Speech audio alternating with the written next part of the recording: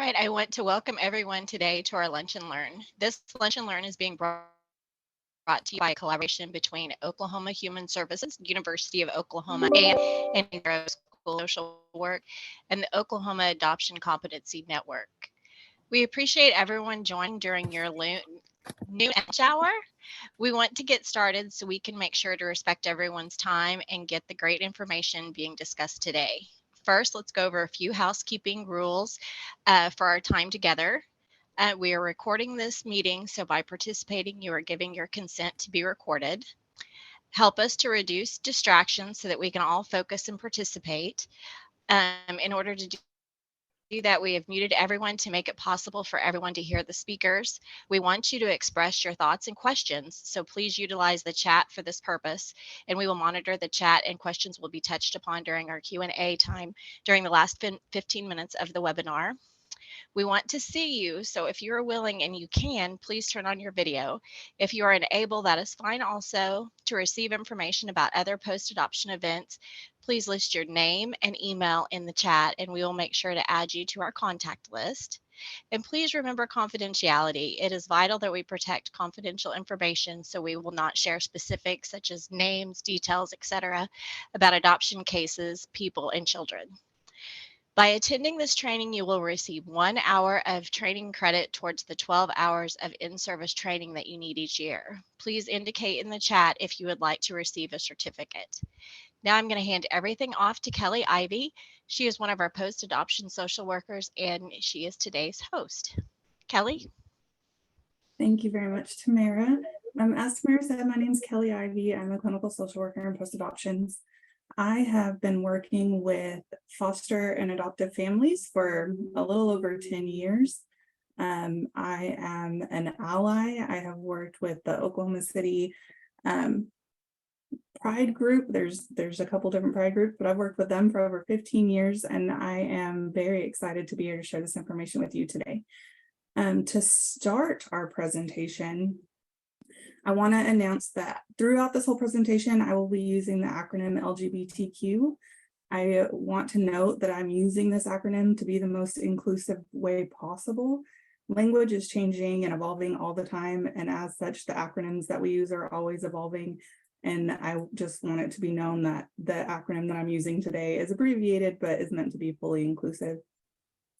To help us to start to understand what all these acronyms mean and the letters and the abbreviations and what they stand for, I want to start with just a quick video. It will help break down different definitions and different terms that are often used in today's discussion. Skip this slide, 1 second, let's see. There we go.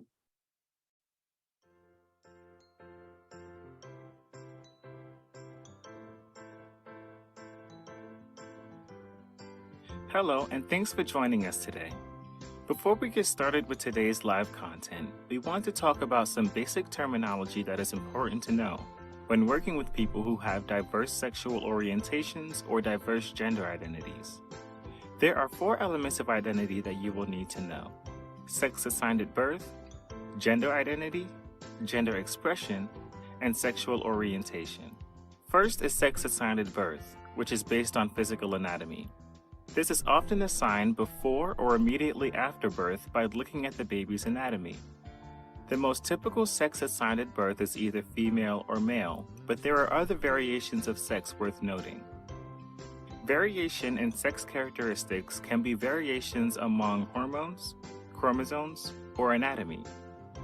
The term intersex is used as an umbrella term for those born with varying sex characteristics. About 1 in every 100 people are born intersex. That's more common than most people think. So contrary to popular belief, there are in fact more sexes than just male or female. The next important term to know is gender identity.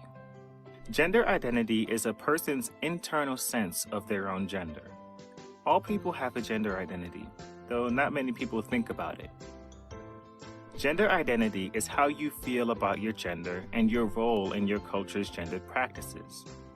Gendered practices vary from culture to culture, so there isn't only one way to define being a girl, woman, boy, man, or any other gender. Gender identity forms very early in childhood, with some science pointing to as early as 2 years old. When young children start to say, "I'm a boy" or "I am a girl," they are describing how they feel about their own gender. I would like to explain a few key terms related to gender identity. The word cisgender describes a person whose gender identity and sex assigned at birth match. The word transgender describes a person whose gender identity differs from their sex assigned at birth. The term transgender is also an umbrella term for gender identities like gender fluid, non-binary, and agender. For more information on these terms, click the glossary link in the description. The next term you will want to know is gender expression. Gender expression describes how people express their gender externally. This could be through clothing, hobbies, mannerisms, or hairstyles. Gender expression and the expectations around expression have changed over time, and they may change day to day depending on how a person feels. Sometimes, one might dress more masculine one day and then decide to dress more feminine the next day. It's important to note that gender expression does not tell us how someone identifies their gender, and it is best not to assume who someone is based on their style of clothing. It's best to ask the person how they identify. Lastly, we will talk about sexual orientation. Sexual orientation describes feelings of attraction. Think back to when you had your last crush. What were the feelings you had? Maybe you felt excited when you saw the person you liked. Maybe you got nervous or shy around them. Or maybe your heart raced and you had attraction. Think back to when you had your last crush. What were the feelings you had? Maybe butterflies. These are all feelings of attraction. Attraction can mean different things to different people. But one thing to note is that these feelings are not a choice or something someone can control. We cannot tell our heart to slow down or our butterflies to go away. Sexual orientation can start to form around early childhood. Think back to when you had your very first crush. This is when your sexual orientation started to develop. Common terms you hear associated with sexual orientation are lesbian, gay, bisexual, pansexual, queer, and straight. Lesbian describes a girl or woman who is primarily attracted to other girls or women. Gay describes boys or men who are primarily attracted to other boys or men. But this term is also used by anyone who is attracted to the same gender. Bisexual refers to people who are attracted to their own gender as well as other genders. Pansexual refers to someone who is attracted to people regardless of gender. Asexual is used to describe someone who may not feel sexual attraction to any gender. This does not mean that the person doesn't want to be in relationships. It just means that the element of sexual attraction is absent. You might have also heard the term queer. Queer is used as an umbrella term that can only be defined by the individual using it. The term continues to be hurtful to some people, especially older populations who experience this term as a slur. However, some people use this term as a source of pride and a symbol of determination. It's always best to use the term only if the person self-identifies as queer, and if the person gives you permission to refer to them in that way. Lastly, some people identify as straight, which means they are attracted to people of the opposite gender. Now that you have some basic terminology under your belt, you're ready to jump into more specific content to get to know this population's experiences better, and to gain skills on how to serve them best.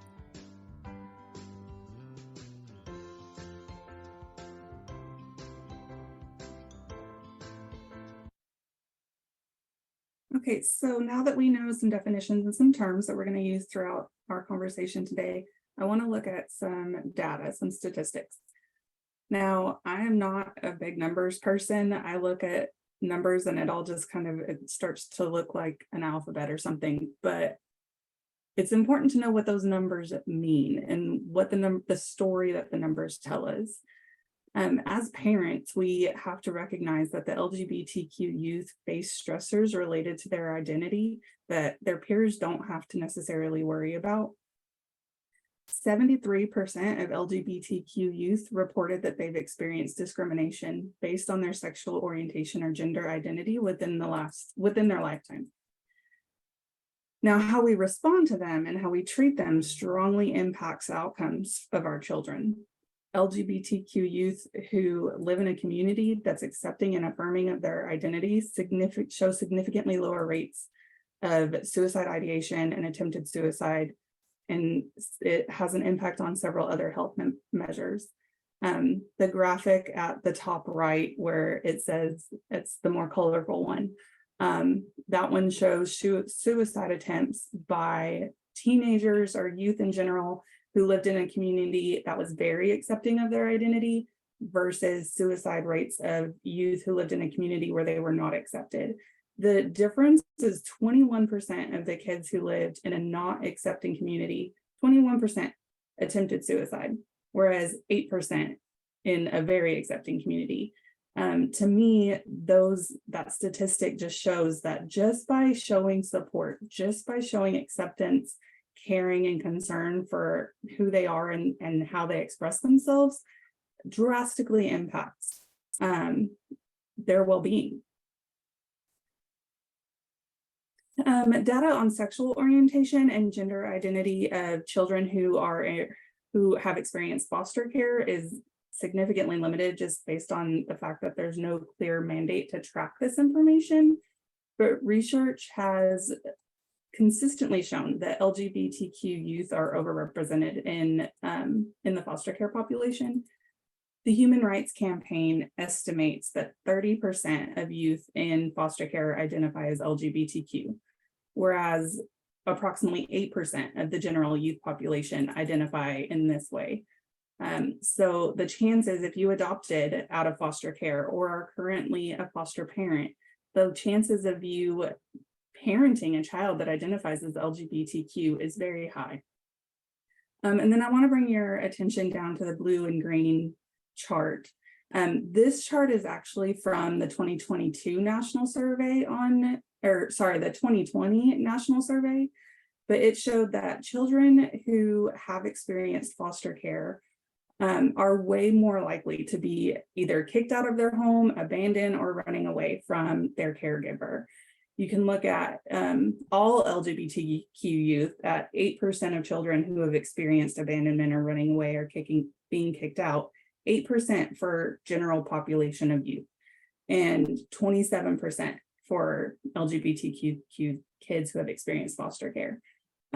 Again, to me, those numbers just seem, it's huge. It's almost, I don't even have words to describe what those numbers mean to me, because that's just a significant amount of children.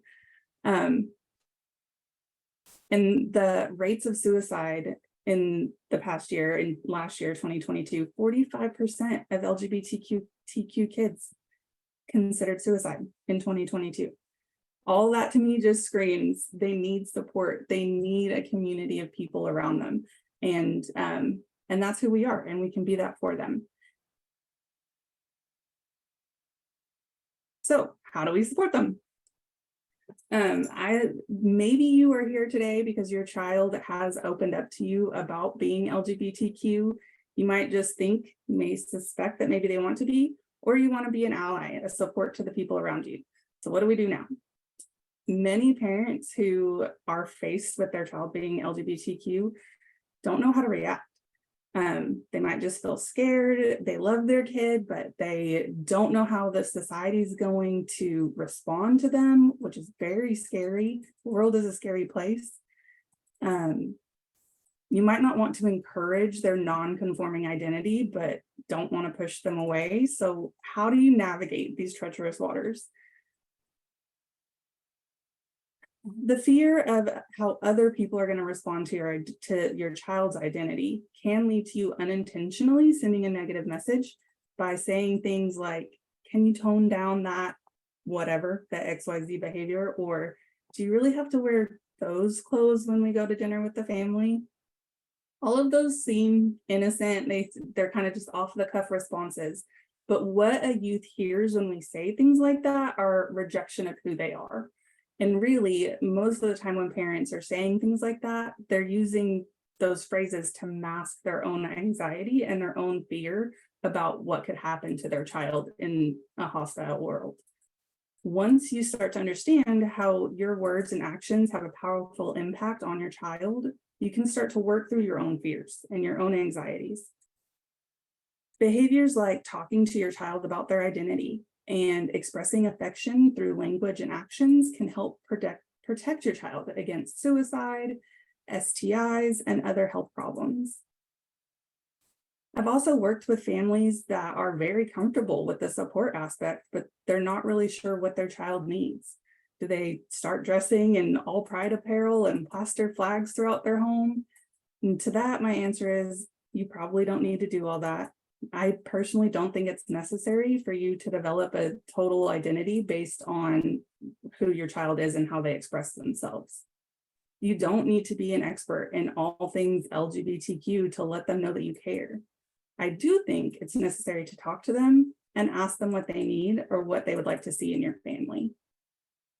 Supportive parents and families can help build self-esteem, a positive sense of self in your child and in your teen, and you can help your child to learn positive coping skills and how to deal with discriminations from others.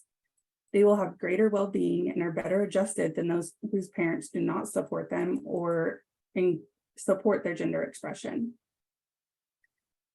So here are just a very quick kind of bullet point list of things that are ways that we can support our child. And we're going to touch on each of these kind of throughout our conversation.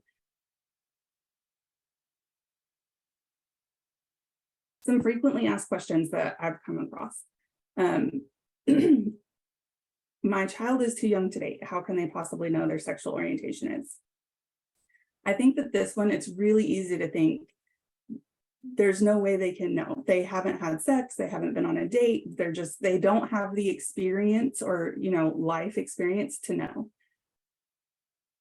The reality is sexual or romantic experiences are not necessary to understand one attraction to other people. Just like what they talked about in the video, think back to your first crush. It might have been, elementary school. It was probably well before you actually went on your first date. Kids know who they are. And as our parents, it's our job to lead with love, listen, and to support them. And then very important to find support for yourself is if acceptance is in any way a struggle for you. The next question, is this a phase? Are they going to grow out of it? So a person's gender identity, gender expression, and sexual orientation might evolve over time. This is a process that we often refer to as questioning. These characteristics are not changeable through things like conversion therapy, talk therapy, or for faith-based people, you can't change it by praying. When a young person is questioning the process or figuring out who they are, the most important thing for us to do as parents is to communicate that we love them. We are grateful for them for letting us know, and that you'll be there for them as they figure out whom they love and who they are as an individual. It is important to let them guide the conversation though, so it's not overwhelming for either one of you guys. So what if I say the wrong thing? This one, I want to set a baseline. At some point, at some time, you are going to say the wrong thing. It's going to happen. It's okay, and you're human, and we all do it. And this is probably new for them too. So if you do make a misstep, whether it's accidentally using an incorrect pronoun or asking just kind of a weird question, just apologize and tell them that you're going to work to do better next time. No one is perfect. And it's all in making the attempt that you show your love and your support for your child. So how do I respond when other people make jokes or speak negatively about LGBTQ individuals? This one was a hard one for me, kind of, when I first started educating myself and learning, because I can navigate what I say and what I do, but how am I going to respond when other people say something negative or say something that's offensive? And then I realized that the best way to show our children that we have their back is to be open and direct when speaking with other people. If you have your child's permission to be out as the parent of an LGBTQ plus person, it's absolutely appropriate to say something like, I have LGBTQ relatives and friends, and when you make those jokes, it hurts me. I don't appreciate your derogatory remarks or jokes that make fun of people that I love and care about, and then just end it. That's all it has to be.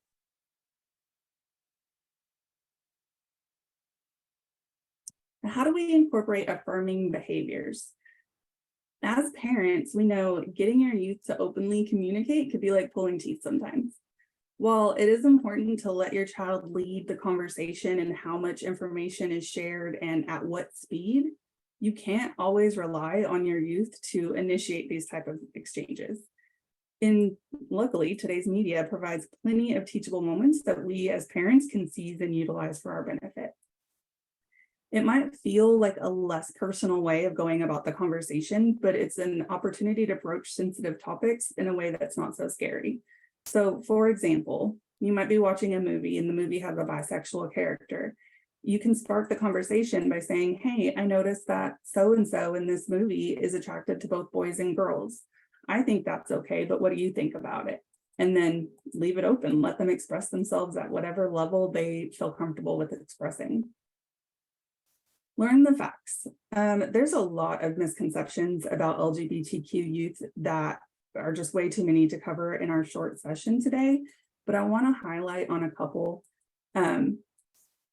Conversion therapy is harmful. It's completely discredited and no child should ever be subjected to it. Also, allowing trans youth to use names and pronouns in alignment with their gender identity is essential to helping these young people develop a sense of self-worth.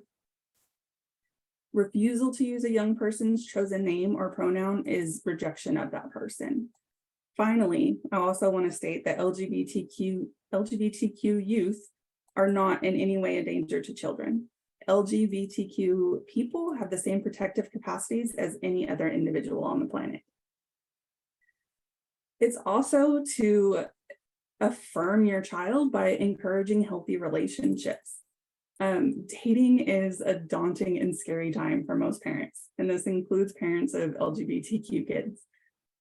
It's important, like dating and relationship formation, all of this is an important part of adolescent development.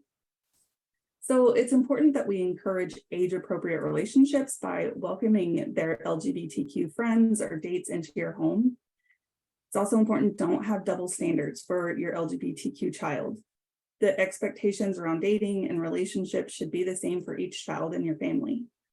And finally, be open to discussing things that might make you a little uncomfortable. Sexual education issues that are specific to your child's needs, such as STI transmittal through same-sex and oral sex acts. Supporting their outward expression should again be the same for all children in your home. It's appropriate to have rules around clothing or hairstyles or jewelry or makeup, depending on the age of the child. It is not appropriate to have them dependent on gender or identity expression. And finally, most importantly, in all things that we do, respond with empathy and love. And like I said earlier, you might say something wrong, you might say something silly, but if they understand that you're still coming from a place of love and trying to understand, it's going to make a positive impact for your child. The next thing I want to share is it's a short video on a family that has had to navigate this, and they share their just their story, their experience of evolving and learning.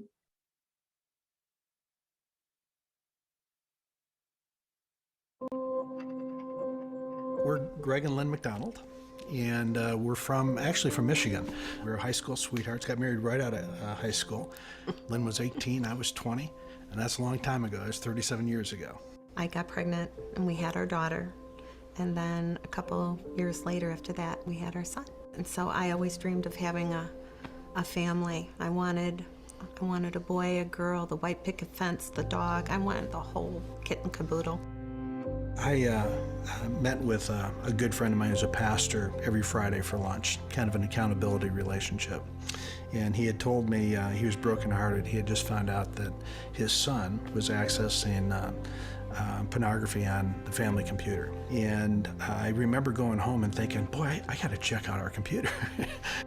And sure enough, our son was accessing porn on the computer as well, except it was gay porn. We had dinner with our son, and I had shared with him what I had uncovered. His immediate response was, "I've always dreaded this day." He was, crushed with, I don't know if it was embarrassment. It was very difficult for him. It was difficult for us. And every day you'd wake up, and that's if you could sleep. And when you woke up, you felt like you're living this horrible dream. And then all of a sudden, the society I lived in took on a whole different look. Now I heard all these gay jokes being told at lunch, and I saw TV differently, and it was very almost surreal to go through those days. There were a lot of questions that came to mind, questioning myself as a mother, questioning my husband as a father.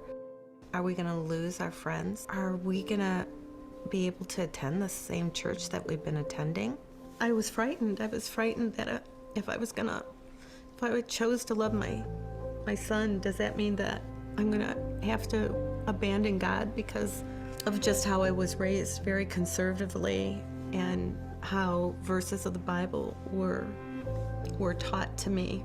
I was more concerned about myself than I was even my child.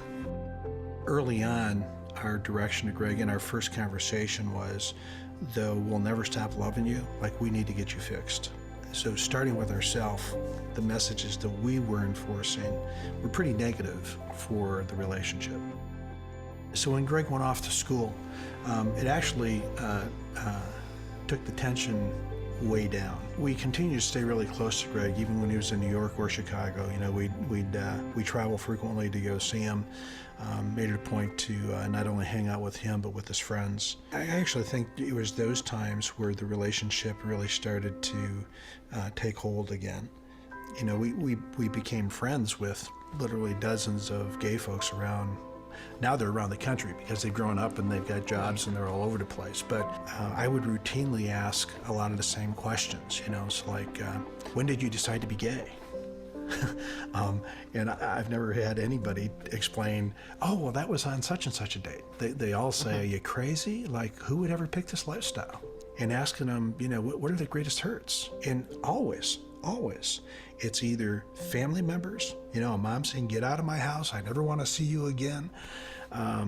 Or in most cases, it's the church, which is a huge ache for us, because we're concerned about their souls, and here they've been, pushed away. I think we reached a point with our relationship with Greg where we felt comfortable enough and confident enough where I was totally fine strapping a bullseye on my chest and saying, have at it.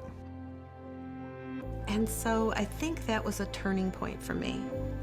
That was a turning point that, okay, it's not the life that I wanted and when I first got married, but that God was in it and that God was orchestrating this and it was going to be okay. Today we're not interested in trying to change people. We're just interested in trying to love them. And early on, that wasn't necessarily the case. I'd say today we're really attempting to be focused on loving the people God puts in our path. So whether it's, a gay man in Chicago who's being prepped for back surgery. He'd been kicked out of his house, and he calls us and says, would you pray with me? If you don't have a relationship, you don't have to worry about having those opportunities. If you have a relationship, then you have these incredible opportunities to speak truth into people's life. It's a lot freer for us. And again, as life happens, we find that we become sure footing for somebody who's in the midst of a trial.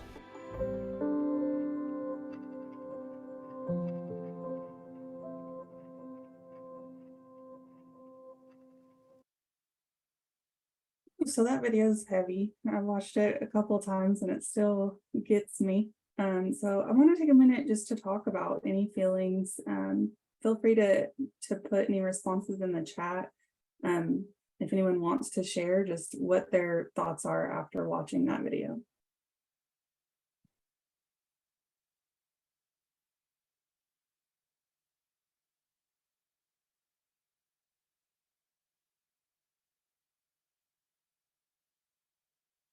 I can't see the chat, but I didn't get any pop-ups. Tamara, can you watch just to see if anything is brought up in the chat? Yes, I can. Thanks. Lacey said that she loved the shift too. We're just here loving on and being supporting and being a support to others. I was going to share, Kelly, that I think the most powerful aspect of that video is the vulnerability of, you know, that these parents walked through so many of the they walked through the journey, they felt the feelings, but now they're willing. The moment I think that got me was whenever the dad said, I was willing to strap a bullseye on my chest. And, you know, like just that turning point, and him being, both mom and dad being willing to be vulnerable and say, I made a lot of mistakes. I said really dumb things. You know, I asked them questions, but now we have this really awesome relationship. And so I love how it encompasses so much of what you've just shared of you're going to make mistakes. You know, you're going to say dumb things, but having overall that empathy and love and the long-term commitment to, this is my child, I will do what I need to do to protect and love them. And yeah, it's just it's a great story. Thank you. Yeah. So I'm going to take a second, catch my breath after that one, because it gets me in my feelings every time. But we can use that emotion to drive us into advocacy, which is the next thing we're going to talk about. So incorporating advocacy in our day-to-day lives, how do we go about doing that? A key, like an important part of advocacy, is affirming medical care. So affirming medical care is something that's often overlooked. You and your child need to be able to have honest conversations regarding your child's health with a provider that's understanding and empathetic to your child's individual and unique needs. LGBTQ medical care is not all about hormone medication or reassignment surgeries.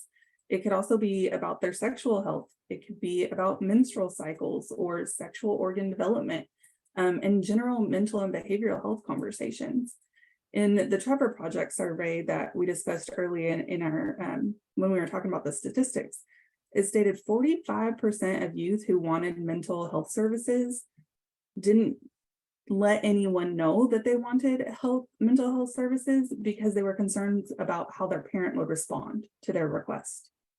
So they wanted it, they just felt uncomfortable expressing the desire for mental health services. It's important to stay involved with the school, and there's a lot of different ways that we can go about that. You can advocate for a gay-straight alliance, which has been shown to make schools just a general, more accepting and safer environment and boost academic performances amongst LGBTQ students. It's important to maintain frequent contact with your teachers. That way you'll know early when any issues arise. And above all else, don't hesitate to speak up. If there's a problem and the school isn't taking your concerns seriously, go to the principal or even the school board if you have to, but allow your voice to be heard. And if your child's comfortable, then their voice to be heard as well. Looking out for bullying. That's something that even the most attuned, open, communicative parents can sometimes miss, but we can watch for the signs. So watching for behavior changes, like your once outgoing and very sociable child is now withdrawn, discipline or new behavioral problems in school, declining grades, unexpected absences, sudden shifts in like who the friend groups are, and suddenly engaging in more risky behaviors such as new sexual partners or drug use. Now, some of these things are just associated with being a teenager, just growing up in adolescence and puberty and all of that. But there are things that you can just ask follow-up questions on. See if there's underlying factors or more to it than it just being adolescence. Boundaries. This is often one of the hardest areas for parents of LGBTQ children. It can be easier to do with just general community, but how do we establish and maintain boundaries around respect for your child when it comes to family or very close friends or even your faith community? who may have strong opinions about your child's identity. It's important to remember that opinions are just that. They're just opinions, and everyone is entitled to them. It's not our job as a parent to change anyone else's opinions or beliefs. It is our job to establish boundaries that are safe and in your child's well-being. One way to do this is to insist on only positive interactions with your child. It may be appropriate to speak to the individual that has very strong opinions on one-on-one without your child present if you think that their response could be outright negative towards your child. Be very clear with the individual or the group or the family member, and then give them time to sit on it and to think about it. The choice needs to be theirs, whether or not they're going to respect the boundary. If they can't agree to only having positive interactions with your child, then they can no longer have access to your child. If they push back, just go back around to your ground rule. Only positive interactions are allowed with my child. They are allowed to have their opinions, but anything less than loving kindness and respect for your child won't be tolerated. There is, of course, the unfortunate scenario in which the individual will not accept your child for who they are. In that case, you can assure your child that while they are very much loved, not all adults get it. They don't understand when it comes to gender identity and expression. If the child is old enough to understand, you can give them the option if they want to continue interactions with that person or not. If the child is young or is uncomfortable with continued contact with that individual, you can explain that for now, you think it's important to wait to be around the other person until the other person can better understand. No matter how it plays out with any other family member, continue to invite them along in your child's journey. You can, from a distance, you can suggest websites, you can send them articles or resource books on raising a healthy gender nonconforming child. But keep in mind, you are your child's greatest advocate. You can draw strength from knowing that you are supporting them.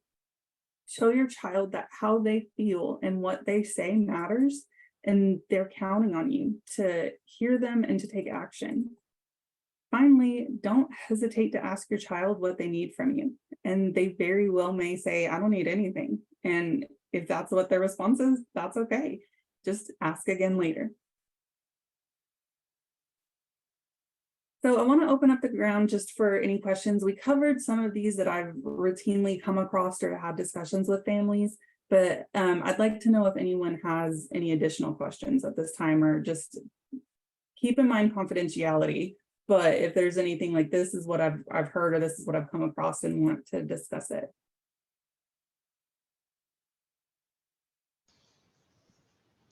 You can either unmute yourselves or you can put them in the chat.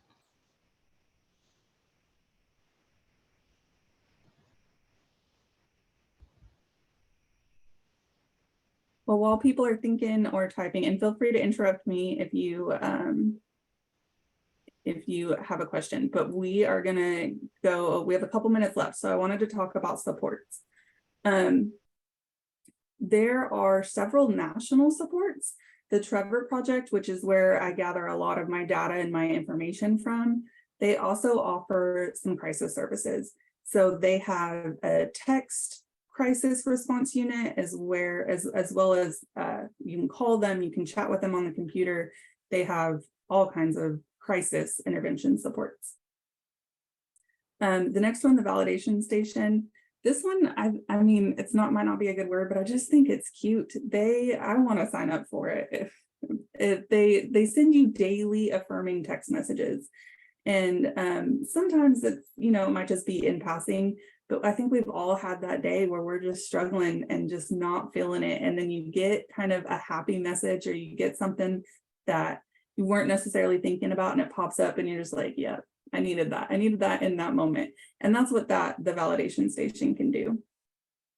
The LGBTQ National Help Center, they have a virtual peer support group. Again, it's a lot based on chat. The Human Rights Campaign, they're more of an advocacy unit, but if you're at all interested, I highly suggest that you just look into them and support them if you can through their advocacy endeavors. And then locally, we do have some kind of more personal local supports in our area. So up in Tulsa, there's OACN. They have a support group for diversity family health. They are, along with many others, but they are an affirming healthcare provider. And Central OKC, Kaleidoscope, they have a support group for both LGBTQ kids and family members.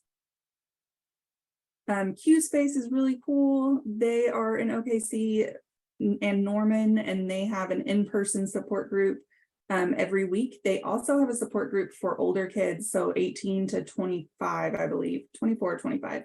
I didn't include them since today we're talking about youth, but they do have young adults as well. Free Mom Hugs, it was founded by a woman here in Oklahoma. Same thing with Free Dad Hugs. There's a chapter in Tulsa, there's a chapter in Oklahoma City, but they're a grassroots organization, and they are awesome. The Diversity Center in Oklahoma City, they have a health clinic, they have therapy services if that's something that your child or your family is needing. And then Freedom Oklahoma, they are also an advocacy group. And then our lovely Gender Unicorn. So this isn't necessarily a support, but it is a tool that could be helpful if you need it. Mainly, well, I was about to say mainly for younger kids, but I even know teenagers who would love this.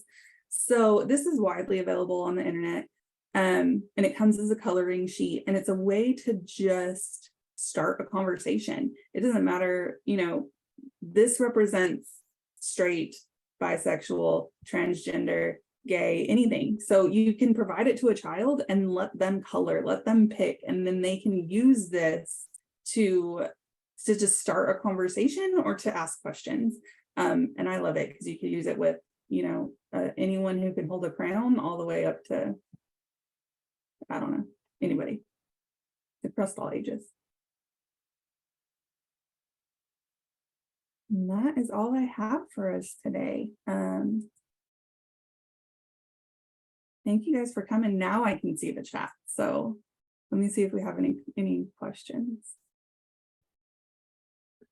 Kelly, you have lots of good comments throughout when you were saying things. I know I myself put a couple quotes directly from what you were sharing that I thought was really important and critical.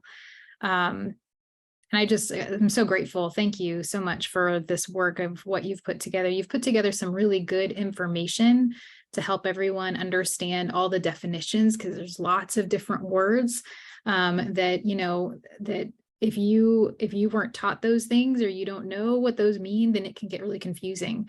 And so I think understanding the video at the beginning did a really good job of just defining. And then I really appreciate how you identified that it's true in our research and in the data that we have, that we know that there is a higher number of our kiddos in foster care and adoption who identify in the LGBTQ group. So this is something that's really, really appropriate and really important in post-adoption, and then understanding how can we, as this group of professionals and people who are wanting to, and parents who are wanting to support each other for our kids as they continue to grow. It's a lifelong process. So being able to provide all those wonderful supports, both local and national, man, those are some really important slides. And this has been recorded and will be loaded onto the Oklahoma Adoption Competency Network website at the OK Fosters. So you will be able to access this video, see those slides again if you need to jot down, if you didn't get a chance to jot down all of those support information. But also I'm going to go ahead and put my email in the chat. You can reach out to me and I can get you to Kelly if you have any specific questions for her. Thank you, Tamara. I put the QR code for that website that I was just mentioning about the Oklahoma Adoption Competency Network. We've got lots of wonderful events like this. Next week, we have another one that's the part 2 of Behind the Behavior. One of our other clinical social workers from our post-op team is going to be presenting what then to do. The first part was about the impact of trauma on the brain. And this second part is, what does that mean for parents and for those who are supporting and walking alongside kids? So she'll have some great resources and information as well. We also have next Friday is the first session of our next book club. We're reading Beneath the Mask, Understanding Adopted Teens, which I'm like, anything that says understanding teens sounds like an interesting thing to me. So you're more than welcome. You can find all of those links. The book club you register for ahead of time. Everything else, there's a link directly to the meeting on that OACN webpage. All right, any other final questions or thoughts? Thank you again, Kelly, so very much. It was wonderful. Thank you.